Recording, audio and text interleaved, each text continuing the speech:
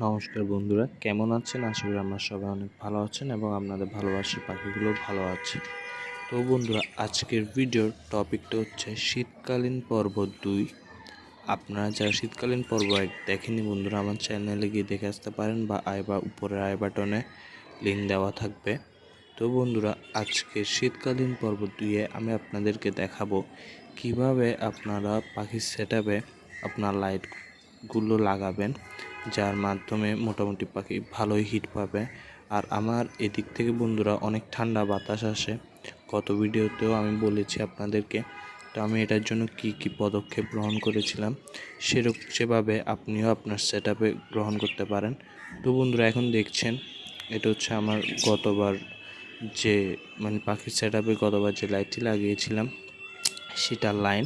তো এবার এ লাইনেও আমি সেম টু সেম পাখির লাইট লাগাবো।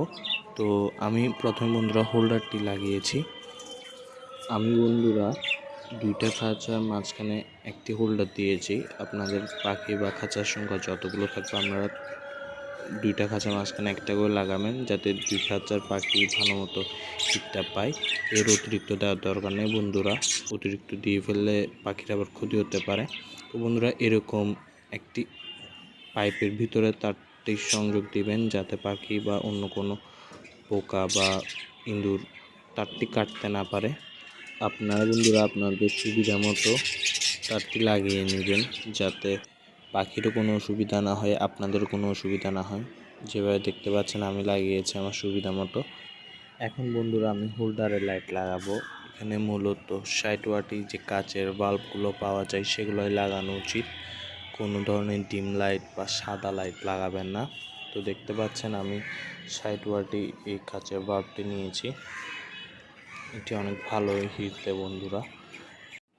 বন্ধুরা খালি লাইটটাই শুধু লাগাবেন। এখানে অনেকে একটা কৌটা দেয়, কৌটা দেওয়ার দরকার নেই বন্ধুরা। তো এইভাবে পাখির লাইটটা জ্বালাবেন। তো বন্ধুরা, সুইচ দেওয়ার পর দেখতে কিছুটা এরকম লাগবে, অনেক সুন্দরই লাগছে বন্ধুরা। তো আমি সন্ধ্যা 6টা থেকে রাত 12টা পর্যন্ত জ্বালায় রাখি বন্ধুরা। এই টাইমটার মধ্যেই বন্ধুরা মোটামুটি পাখি ভালো হিট পাবে।